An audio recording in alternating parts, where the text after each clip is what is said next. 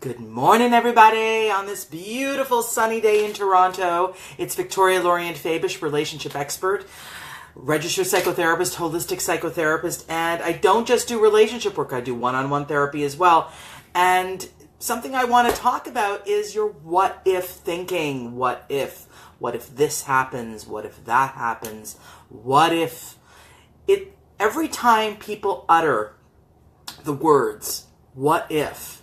What if?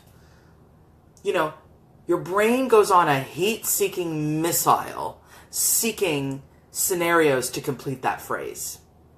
And because our brain tends to attach to the negative more readily, what if going down the negative rabbit hole is very, very, very common. I almost want people to banish the words what if because of the danger of going down the rabbit hole of negative thought processes.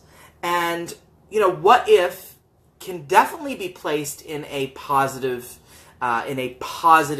way of thinking, for sure.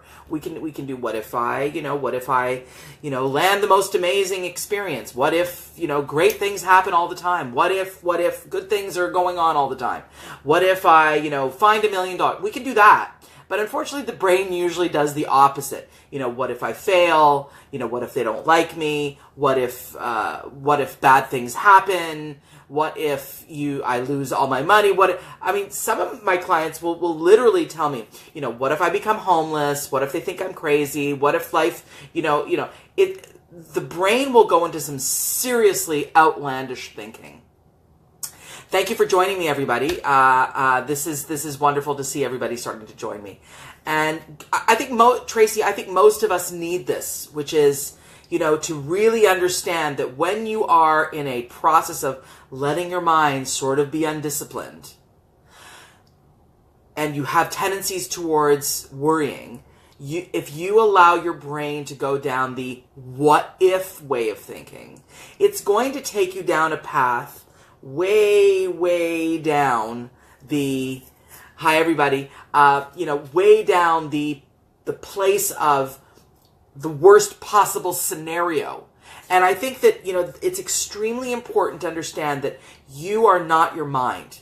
Your mind is a construct of neural pathways that are often programmed to survive. And if you've experienced any kind of trauma, or your brain is sort of what I would say limbically, the limbic system, which is your fight-flight system, your fight-flight-freeze system, which is at the back of your brain, which has a little gland in there called the amygdala, which is trained to basically turn on for, difficult, scary situations that you need to survive. Many people have that jammed on the on position. So that the limbic system, the fight-flight emergency system is always on. And so I would call that a dysregulated limbic system. And you have the amygdala, an amygdalian way of negotiating life. And what you need to understand is that you don't have to live that way. You absolutely do not have to live that way. You can absolutely start to do things to shift your thinking out of the amygdala, limbic, fight, flight, freeze, oh my God, I'm in an emergency way of thinking. It is within your power to do so. You are not your thoughts.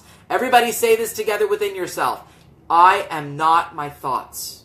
I am not my thoughts. My thoughts are something I can change and control. And then there's me. They're separate. And remember that. They're separate. Not everyone gets that as a concept, but that is a magical key to life, to understand that you are not your thoughts. Good morning, Joanne. And so this is, it's very snowy in Boston. I understand people are getting a massive nor'easter out there.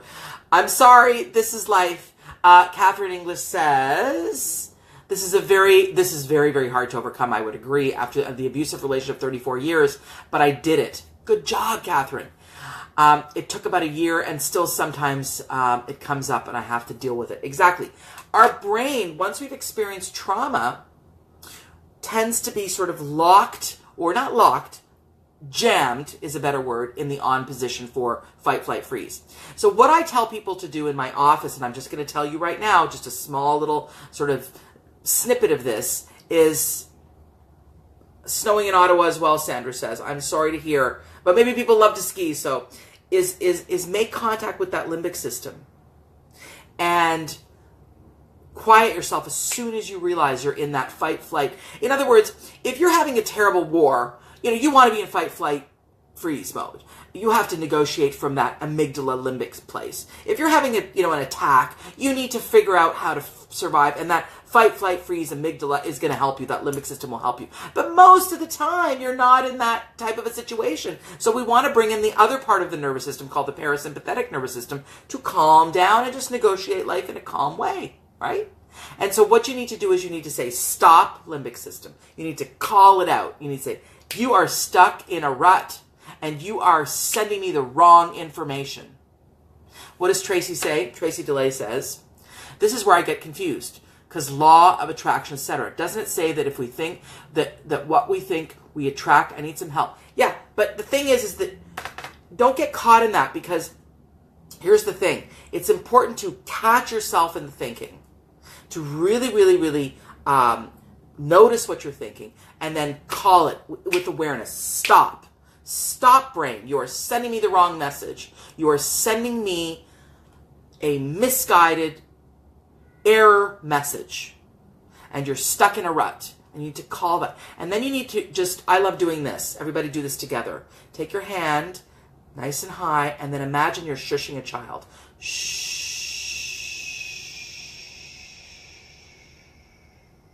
It's kind of like calming the inner child within you.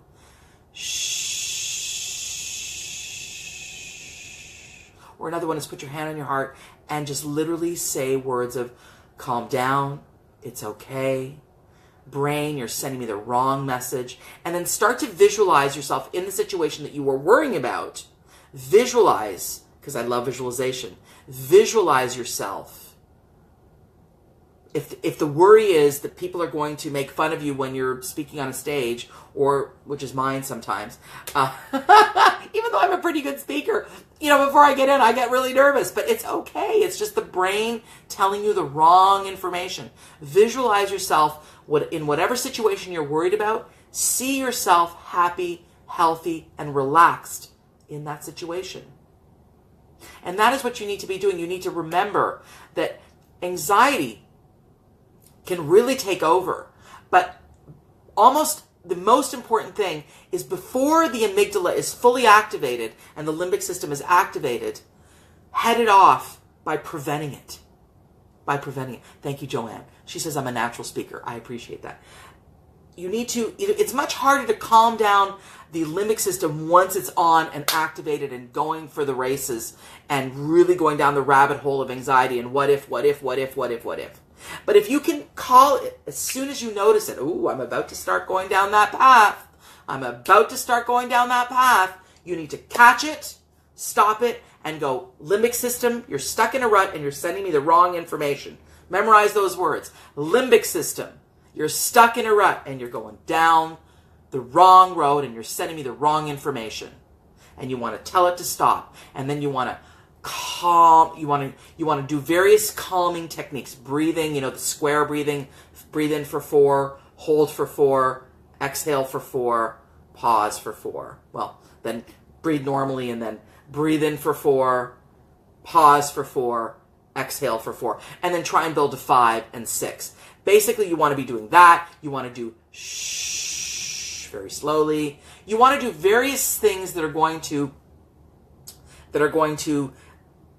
turn off the sympathetic nervous system, which is the fight, flight, freeze limbic system, and turn on the parasympathetic nervous system, which is your relaxation response. And the best way to do that is through breathing slowly, through speaking to yourself, through focusing in on what's immediately starting to worry you and catching it. Don't let it just go off into the rabbit hole. Catch it. Stop it. And be in charge of it. Understanding very, very scientifically that you are not your thoughts, that you can control your thoughts.